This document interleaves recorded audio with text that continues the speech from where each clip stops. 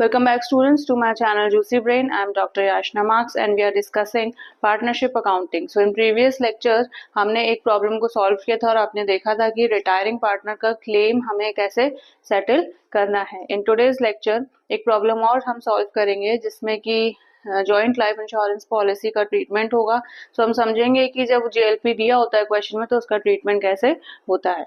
So the question will be on your screen. It says A, B and C are in partnership sharing profits in the ratio 3:2:1. अब C retire हो गया और आपको balance sheet दी है, ठीक है, और कुछ टर्म्स हैं. The following was agreed upon. Goodwill of the firm is valued at 1,50,000. C sells a share of goodwill to A and B in the ratio of 4:1. अब देखो ये 4:1 यहाँ पे गेन रेशियो दिया है, यानी कि हमें यहाँ पे गेन रेशियो निकालने की जरूरत नहीं है, हम डायरेक्टली ही गुडविल की एंट्री कर सकते हैं. क्लियर? तो यहाँ पे हम देख लेते हैं गुडविल से related entries. A, B and C are retiring. So goodwill की एंट्री क्या होती है? जो पार्टनर रिटायर होता है वो भी आता है and the continuing partners capital account will be debited. So A's capital account debited,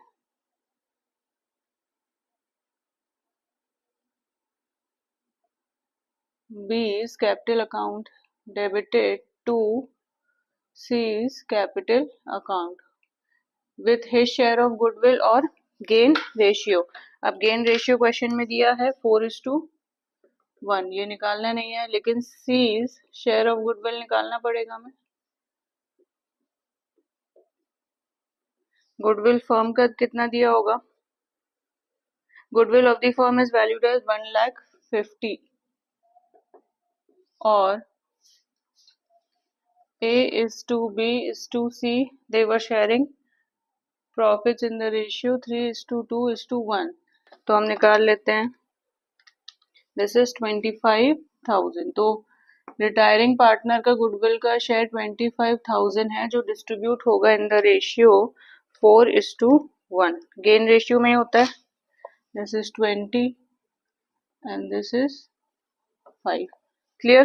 तो ये गुडविल की एंट्री हो गई हमारी.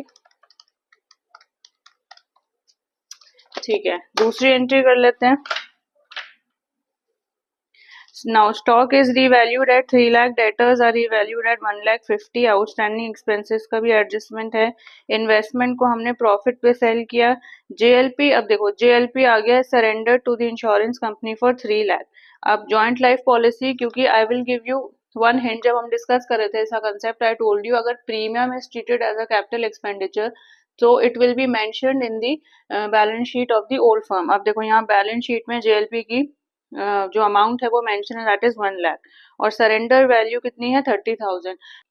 तो जैसे ही आपको पता चला है कि अब ये कैपिटल एक्सपेंडिचर वाला केस है तो जस्ट रिकॉल द एंट्रीज कि अब वहाँ यहाँ पे एडजस्टमेंट कैसे होता है. हमने डिस्कस किया था कि यहाँ पे कैपिटल अकाउंट से रिलेटेड कोई एडजस्टमेंट नहीं होता बल्कि कैश में एक एडजस्टमेंट होता है क्योंकि हमें सरेंडर वैल्यू मिल रही होती है, दैट इज 30,000, एंड रीवैल्यूएशन में इसका एडजस्टमेंट होता है. सो ऑब्वियसली हम जो भी जर्नल एंट्रीज बनाएंगे वो रीवैल्यूएशन और कैश से रिलेटेड जर्नल एंट्रीज होंगी. क्लियर? तो मतलब कि जब हम रीवैल्यूएशन बनाएंगे वहां पे हम ये JLP का adjustment we will show. And C is paid off in full, यानी C का जितना भी एंड में सेटलमेंट था, जो भी क्लेम था बना था, वो हमने उसको कैश में फुल पे कर दिया. उसके नाम से कोई भी लोन अकाउंट ओपन नहीं हुआ, कोई भी अमाउंट उसका क्लेम का लोन में ट्रांसफर नहीं हुआ. You have to prepare revaluation, capital accounts and balance sheet of the new firm. Clear? तो देखो यहाँ तो ऑलरेडी गेन रेशियो दिया था तो इसलिए हमने सिंपल ये गुडविल की एंट्री बना ली, वरना हमें पहले न्यू प्रॉफिट तो दिया होता है क्वेश्चन में, देन हमें गेन रेशियो निकालना होता है, then we could have done the goodwill entry. ठीक है, तो हम सीधे रीवैल्यूएशन में आ जाते हैं. यहाँ बना लेते हैं हम revaluation.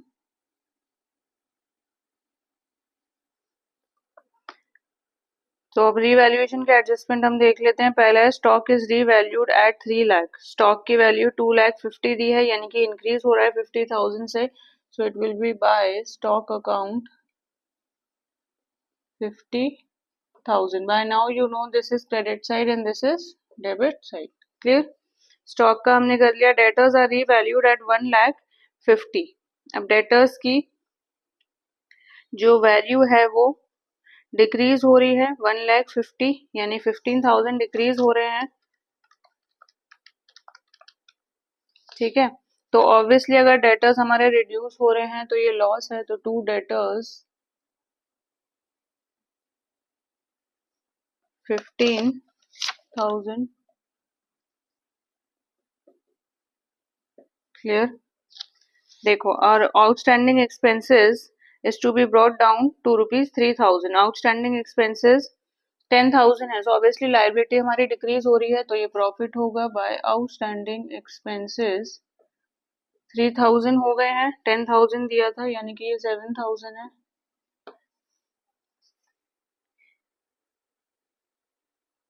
Investments are sold at a profit of 20%। अब इन्वेस्टमेंट्स की वैल्यू दी है 2 लाख, सो हम 2 लाख का 20% निकाल लेते हैं, दैट इज 40,000। अब ये भी प्रॉफिट होगा हमारा। ठीक है, 40,000 ज्यादा में ही हमने सेल करा इन्वेस्टमेंट को। एंड जेएलपी का सरेंडर वैल्यू दिया है 30,000। नाउ पॉलिसी तो थी 1 लाख की, सरेंडर वैल्यू हमें मिली 30,000, सो ऑब्वियसली ये लॉस ऑन सरेंडर हुआ। सो 2 loss on surrender of JLP account कितने का होगा? ये 1 लाख माइनस 30, 70,000। ठीक, तो ये लॉस आएगा हमारा, सॉरी ये हमारा आएगा प्रॉफिट। देखते हैं, चलो 50,000 plus 7,000 plus 40,000 minus 15,000 minus this will be 12,000। तो ये हमारा प्रॉफिट आ गया। To profit transfer to A and B कितना है यहाँ पे? 12,000। 12,000 डिस्ट्रीब्यूट होगा in the ratio, sorry C का भी होगा,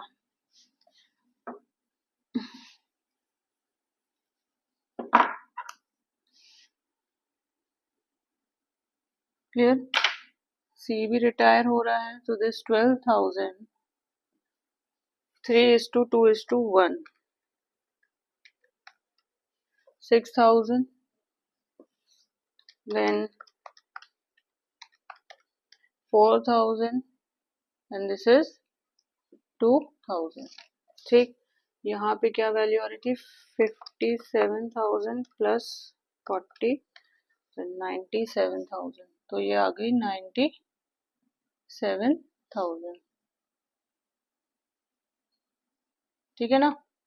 ये तो था हमारा रीवैल्यूएशन। चलो जल्दी से अब कैपिटल अकाउंट्स बना लेते हैं।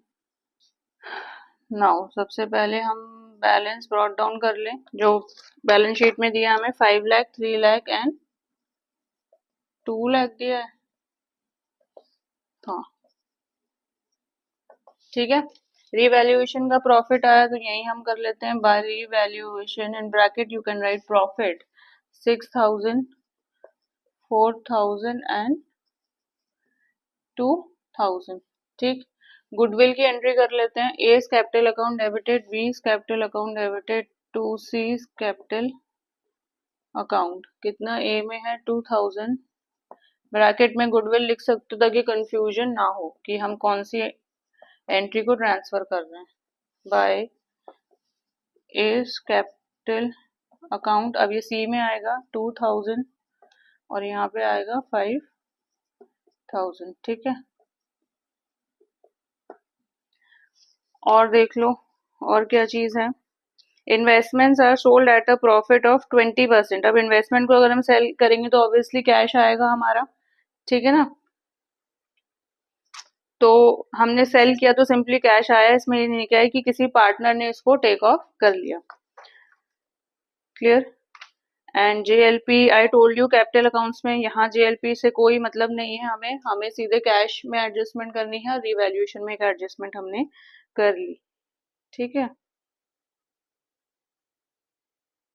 आई डोंट, अच्छा कोई अनएक्यूमुलेटेड प्रॉफिट लॉस है, कोई रिजर्व है तो वो देख लो बैलेंस शीट में। हाँ, एक प्रॉफिट एंड लॉस भी है, Now this profit and loss is accumulated profit. So by PL account profit 1,50,000, ये ओल्ड रेशियो में डिस्ट्रीब्यूट होगा, ये तो हमें पता ही है. This is 75,000. This is not a new concept. Divided by 6, 50,000. ठीक है, एंड 25,000. अब तो और कुछ नहीं आना है. I don't think so.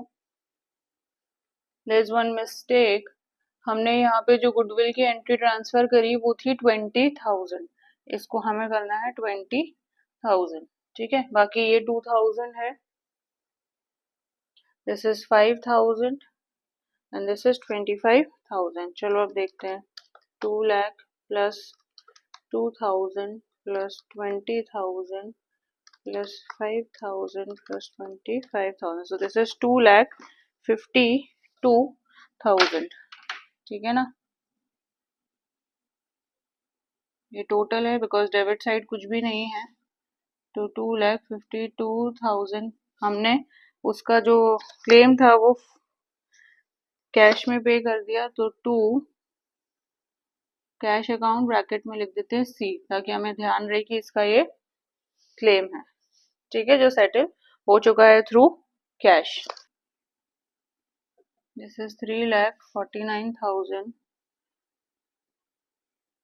To balance CD. इसको हम बैलेंसिंग फिगर भी लिख सकते हैं. ठीक है, यहाँ पे लिख दो 3,54,000 और यहाँ तो था 2,52,000.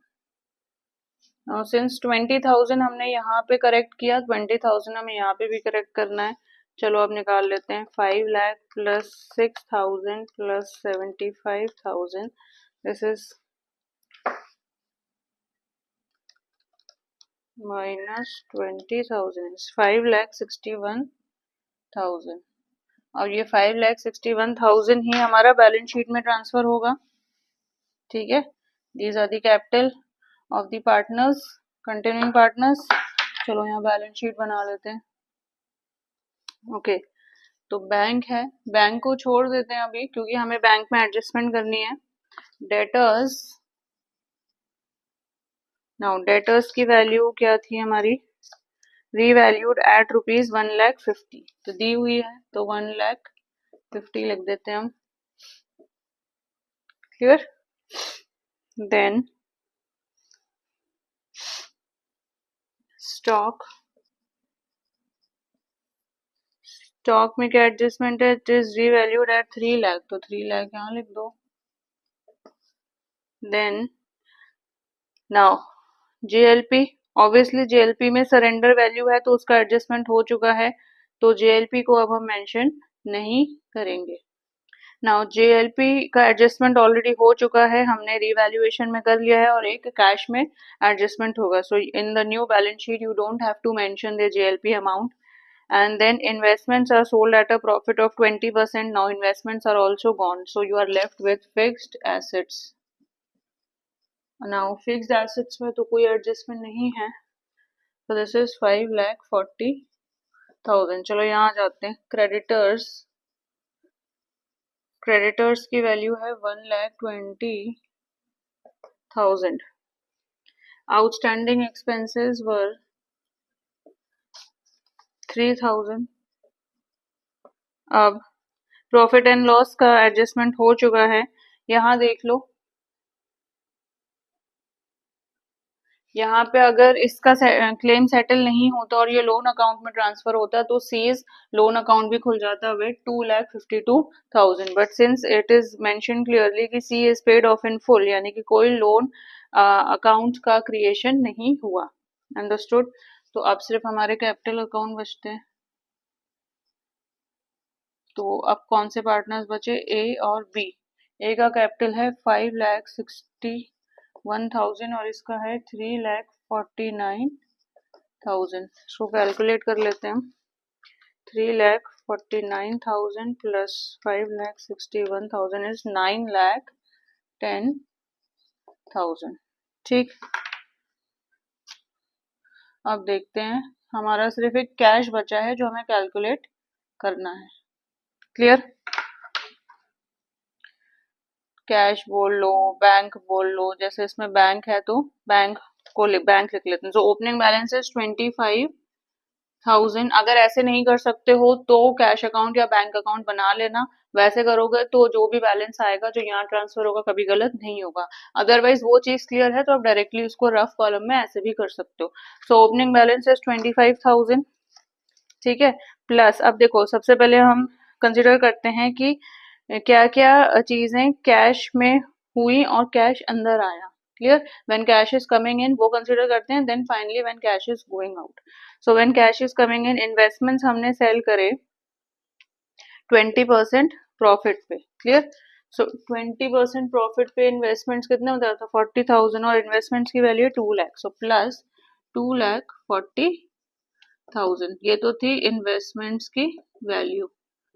प्लस एक और चीज हमारी कैश के थ्रू हमें मिली है, दैट इज जेएलपी की जो भी सरेंडर्ड वैल्यू थी। 1 लाख की तो पॉलिसी थी लेकिन उसके अगेंस्ट 30,000 तो मिले, तो plus 30,000, this is surrender value of JLP, this is important. Now this much of cash is coming in the business. अब बिजनेस से बाहर भी कुछ कैश गया होगा, वो देख लेते हैं हम।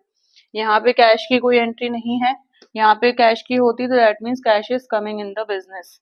यहाँ पे कैश की एंट्री है, यानी कि जो रिटायरिंग पार्टनर है उसको हमने कैश दिया है, so obviously cash is going out minus 2,52,000। और तो कहीं कोई कैश की एंट्री नहीं है,